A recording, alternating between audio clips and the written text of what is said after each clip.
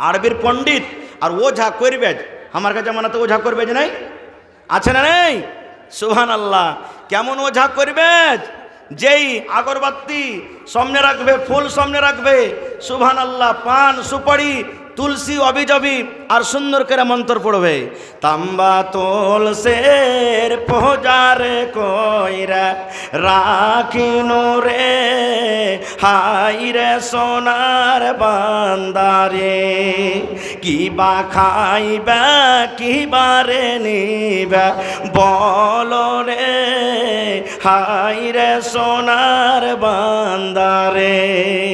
নাকি এরে আমার মা, আমার খালা বোনেরা শুনেন, যারা এরকম কাজ করছেন রে মা, তওবা করেন, আল্লাহর দরবারে তওবা করেন। না হলে মারে আপনি নামাজ পড়ছেন, রোজা রাখছেন, তেলাওয়াত করছেন, এই মন্ত্র পড়তে পড়তে, দোয়া পড়তে পড়তে যদি আপনার মত হয়ে যায়, আল্লাহর জান্নাত আপনি যেতে পারবেন না, আল্লাহর জান্নাত যাওয়া হবে না। খায়ের যা হোক, এই বিষয়ে নিয়ে কোনোদিন আলোচনা করব। তবে জামাত বলে একটা লোক হজ করতে এসছে, বড় শায়ের, ওই কোচ মানে ওঝা কবিরাজ, ও যখন শুনেছে যে মোহাম্মদের সাথে দেখা করতে হবে না, তখন একটা লোককে বলছে, এ ভাই, আমি মোহাম্মদের সাথে দেখা করব, আমি একটা ওঝা কবিরাজ, আমি ওর কাছে যা জিন ভূত আছে আমি আমার কাছে টেনে নেবো। বলছে, যাচ্ছে রে ভাই, পারবি না? বলছে, না, দেখবো ওর কত বড় জিন আছে, ওর ভূত আছে, চল দেখা। এবার নবীজি আমার নামাজ পড়ছেন, নবীজি নামাজ পড়ছেন। এবার ওই ওঝা কেসে তখন বলছেন যে, এই দেখো, এটা হলো মোহাম্মদ, নামাজ পড়ছে। এবার জামাত বলে ওই শায়ের, ওই কবিরাজ পিছন দিকে বসে গেছে যে নামাজ পড়া হবে, তখন দেখা করব। এবার নবীজি নামাজ পড়লেন, নামাজ পড়ার পর যেমনই ঘুরেছে পিছন দিকে, দেখছে একটা অপরিচিত আজনাবী লোক বসে আছে। এবার নবীজি তখন লোকটাকে বলছেন, রে আল্লাহর বান্দা, কে তুমি? কোথা থেকে তুমি এসেছো? কি কারণে এসেছো? এসো বাবা, তুমি আমার পাঞ্জরে এসো, এসো বাবা, তুমি আমার পাঞ্জরে বসো। কি কারণে এসেছো বাবারে তুমি বলো। ওরে আল্লাহ, নবীজির যে মিষ্টি কথা শোনা পরে তার দিলে কিন্তু গেতে গেছে। হবে মাক্কার লোক কইছে যে লোকটা বলে পাগল, মাক্কার লোক বলছে যে লোকটা বলে জাদুগার। এত মিষ্টি ভাষা, এত মিষ্টি কথা, ভাগ, এই লোকটা তো এরকম হইতে পারে না, লোকটা তো চরিত্র খুব ভালোই লাগলো। এবার পাঞ্জরে এসেছে, আসার পর তখন নবী বলছেন যে, তোমার নাম কি? বলছে, আমার নাম হলো জামাত। বলছে, কি কারণে এসেছো? বলছে, আপনার নাম কি মোহাম্মদ? বলছে, হ্যাঁ। তো বলছে যে, আমি শুনলাম যে আপনাকে জিনে না কি ধরে নিয়েছে, তো আপনার জিনটাকে ধরতে এসেছি আমি। হাদিসের কথা বলছে, আপনার জিনটাকে ধরতে এসেছি। রসুল তখন মুচকে মেরে হাইসা বলছেন যে, জিন ধরতে এসেছো না? তো হ্যাঁ। বলছে, ধরো, তাহলে কেমন করে ধরবে? তখন বলছেন, আপনি আপনার জিনটাকে ডাকেন আগে, তাহলে তো ধরবো। বলছেন, না, তুমি কবিরাজ ওঝা, তুমি আমার জিনটাকে ডাকো, ডেকে করে ধরো। বলছেন, না, আপনি ডাকেন, আপনি আপনার জিনকে ডাকেন। ওরে আল্লাহ, দয়ার নবী এবার শুরু করে দিলেন, ইন্নাল হামদালিল্লাহ নাহমাদুহু ওয়া নাস্তাঈনুহু ওয়া নাস্তাগফিরুহু ওয়া নাউযু বিল্লাহি মিন শুরুরি আনফুসিনা ওয়া মিন সাইয়্যাতি আমালিনা, মান ইয়াহদিহিল্লাহু ফালা মুদিল্লা লাহু ওয়া মান ইউযলিলহু ফালা হাদিয়া লাহু, ওয়া আশহাদু আল লা ইলাহা ইল্লাল্লাহু ওয়াহদাহু লা শারীকা লাহু ওয়া আশহাদু আন্না মুহাম্মাদান আবদুহু ওয়া রাসূলুহু। ও তো একটা শায়র, আরবির পণ্ডিত। তখনই একবার শুনে বলছেন, ওরে আল্লাহ, এই তো জাদুঘরের মতন কথা লাগে না, এই মানুষের ভাষা লাগে না। আরে আমি জামাত আরবির এত বড় একটা পণ্ডিত, এরকম আরবি তো আমার বাপ ও 14 গোষ্ঠী জীবনে কোনোদিন শুনিনি। এই লোকটাকে বলছে পাগল। তখন আবার জামাত বলছেন, মোহাম্মদ, তুমি আর একবার তুমি পড়ে শুনিয়ে দাও, যে কথাগুলা কালেমা গোলা পড়লে তুমি একবার আর শুনিয়ে দাও বাবারে। নবীজি আবার পড়িতে লাগলেন, ইন্নাল হামদালিল্লাহ নাহমাদুহু ওয়া নাস্তাঈনুহু ওয়া নাস্তাগফিরুহু, করে করে নবীজি গোটা পড়ে দিলেন। এবার বলছেন জামাত, নবী গো, আর একবার তুমি পড়ে শুনিয়ে দাও, এই কথাগুলা শুনতে আমাকে কত মজা লাগছে, এই কথাগুলা শুনতে আমাকে কত ভালো লাগছে। এরকম কথা আমি জীবনে কোনোদিন শুনিনি, একটু আর একবার পড়ে দেও। এবার দয়ার নবী আবার পড়িতে লাগলেন, ইন্নাল হামদালিল্লাহ নাহমাদুহু ওয়া নাস্তাঈনুহু ওয়া নাস্তাগফিরুহু। এবার 3 বার কিংবা 4 বার যখন পড়া হয়েছে, এবার কবিরাজ এসে বলছেন, মোহাম্মদ নবী গো, আপনি নিজের হাতখানা আপনি আমাকে বাড়িয়ে দিন, আমি আপনার জিন ধরতে এসেছিলাম, আমার নিজের জিন নেমে গেছে।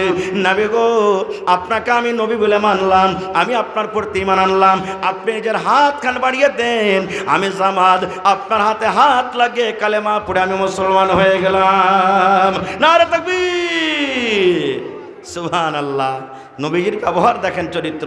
আর একটা হাদিস শুনেন, আমি বেশি আর ওয়াজ করবো না, একটা হাদিস বলবো। আর যায়েদ বিন হারেসা রাদিয়াল্লাহু তাআলা আনহু একজন সাহাবী, ছোট্টকালে মায়ের সাথে সফরে ছিলেন, 7-8 বছর বয়স, গুন্ডারা হামলা করে দিয়েছে। যেমন আজ থেকে 10 বছর আগে রাস্তাতে পথে আমাদের দিকে গাড়ি ঘোড়া চুরি হতো না, হতো না? হানা বলেন, দিনের বেলাতে একবারে বন্দুক ধরিয়ে তো ফুটুস করে মেরে যাচ্ছিল, কাড়ে নিলে সব। আল্লাহর রহমতগুলো কমে গেছে। মাঠে ধান থাকেনি, মেশিন থাকেনি, এখন সব কিছু বাইরে থেকে ইচ্ছা, আল্লাহর রহমত, আল্লাহর দয়াতে নাকি। ওই যুগে গুন্ডাগার্দি হয়তো। তো যায়েদ বিন হারেসা রাদিয়াল্লাহু তাআলা আনহু ছোট বাচ্চা, মার সাথে যে গুন্ডারা হামলা করে দিয়েছেন। এবার যতটি কিডন্যাপ হলো তাদের মধ্যে যায়েদ বিন হারেসা একদিন। এবার এই বাজার থেকে ওই বাজার, ওই বাজার থেকে ওই বাজার। আগেতে গোলাম বিক্রি হতো, যেমন এখন গরু ভেস বিক্রি হয়েছে, বাজারে তখন গোলাম বিক্রি হতো। এই হাট ওই হাট, এই হাট ওই হাট করতে করতে করতে শেষ পর্যন্ত মা খাদিজা রাদিয়াল্লাহু তাআলা আনহার বাড়িতে চলে এলেন গোলাম যায়েদ বিন হারেসা। এবার নবীর সাথে যখন বিবাহ হয়ে গেলেন, কার? মা খাদিজার।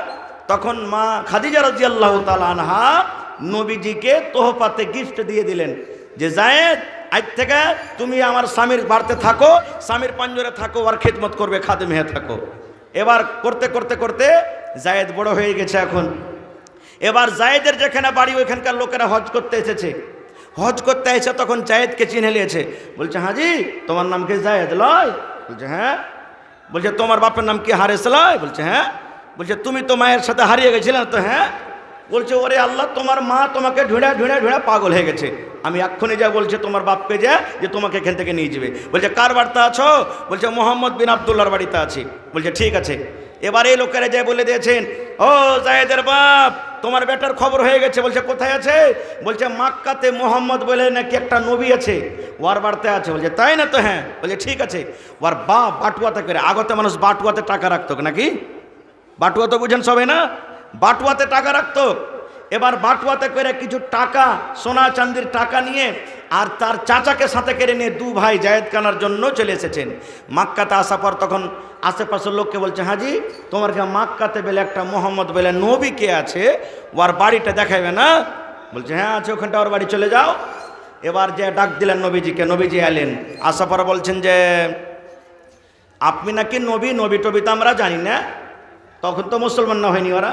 বলছে নবী টবি তো জানি না, শুনেছি যে আমার একটা বেটা যায়েদ হারিয়ে আছে মেলা দিন থেকেও আপনার বার্তা আছে, তা আমাকে ছেলে আমাকে ফেরত দিয়ে দেন, যা টাকা নেবেন তার বদলাতেই দেখেন বাটুয়াতে টাকা আছে, আপনি টাকা নেন, যদি আরও বেশি লাগে তো বেশি দেন, ওখান থেকে ছেলেটা ওয়াপাস করে দেন।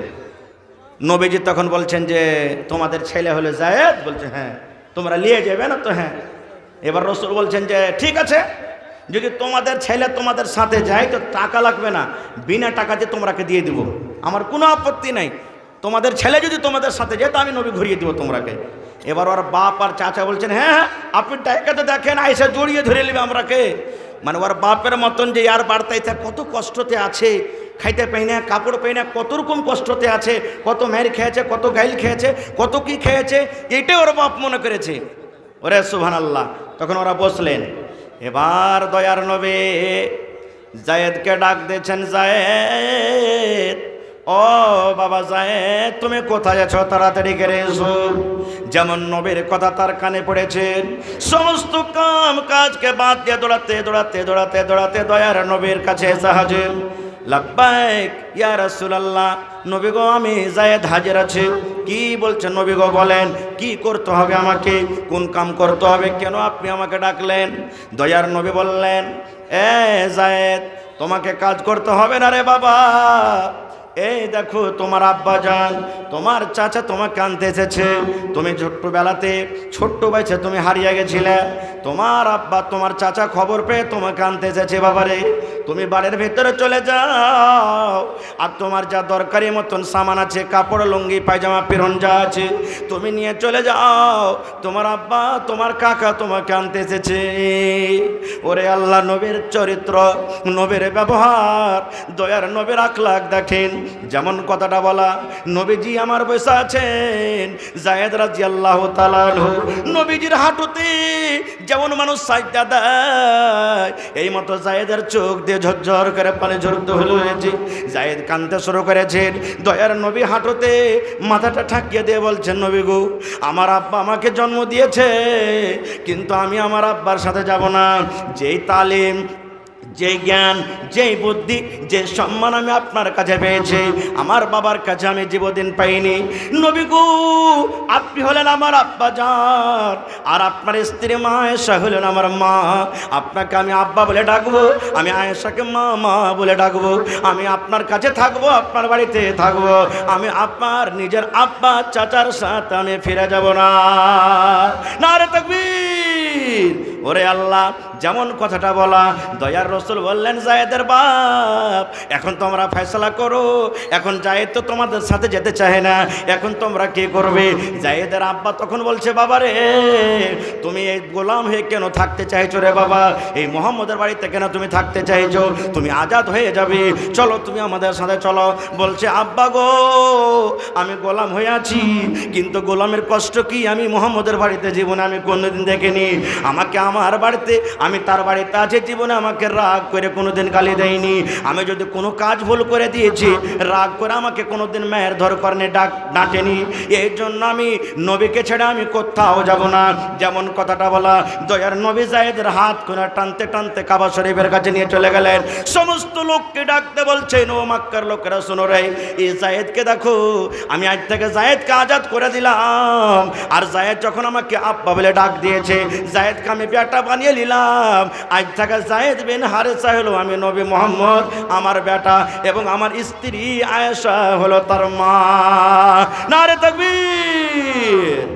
ভাই আমার, বলার মেলায় কথা আছে, আমার পিছনে আরও বক্তা আছে ভাই, তারাকে শুনতে হবে। এ বিষয় নিয়ে আলোচনা করলে 2-4 ঘন্টা আরও লাগবে। আল্লাহ বাচ্চা রাখে, ইনশাল্লাহ কোনোদিন বলবো। তবে ভাই রে, এই চরিত্র, ব্যবহার নবীর ব্যাপারে জানবেন কেমন করে? রাস্তা পথে পাওয়া যাবে ভাই, রাস্তা পথে পাওয়া যাবে, পাওয়া যাবে জি ভাই, পাওয়া যাবে না। খো বাজারে পাবেন, পাওয়া যাবে না। গ্রামে পাওয়া যাবে, পাওয়া যাবে না। নবীর জীবনী জানতে গেলে এই মাদ্রাসাতে পড়িতে হবে, মাদ্রাসাতে লিখতে হবে, মাদ্রাসাতে থাকতে হবে। বিনা মাদ্রাসাতে পড়ে লিখে, বিনা তালিমে নবীজির জীবন, ব্যবহার, চরিত্রের ব্যাপারে আপনি জানতে পারবেন না। এজন্য ভাই, এই মাদ্রাসার দরকার আছে। মাদ্রাসা আমাদেরকে চালাইতে হবে। মাদ্রাসা আমাদের জান, মাল, ইজ্জত, আবরু, মাদ্রাসা আমাদের সব কিছু। এই জন্য ভাই, এই মাদ্রাসা বিনা টাকাতে চলবে না গো। আর আপনারা জানেন, আপনার বাড়িতে সুবহানাল্লাহ, এই যে ছেলে মেয়েরা আপনার বাড়িতে আছে, আপনার কতটি খরচা হয় একদিন আপনি জানতে পারছেন। এত বড় মাদ্রাসা, এতে বিজলি খরচ আছে, রুম খরচ আছে, আপনার টিচার খরচ আছে, বাচ্চা খরচ আছে, বিভিন্ন রকমের আরও খরচ আছে। যে খরচটা বহন করবে কে? আপনারাই করবেন। এই মাদ্রাসাতে কোনো সরকারি টাকা আসে না, সরকারি কোনো বেতন আসে না, সরকারি কোনো সহযোগিতা আসে না। মাদ্রাসার সরকার হলেন আপনারা, মাদ্রাসার হিতাকাঙ্ক্ষী হলেন আপনারা, মাদ্রাসার মালিক হলেন আপনারা। এই জন্য আপনারা কি মাদ্রাসাটা চালাইতে হবে। ভাই দেখি, আজকে 1 টাকা দেবেন তো 1 টাকা আমি আপনাদের কাছ থেকে নেব।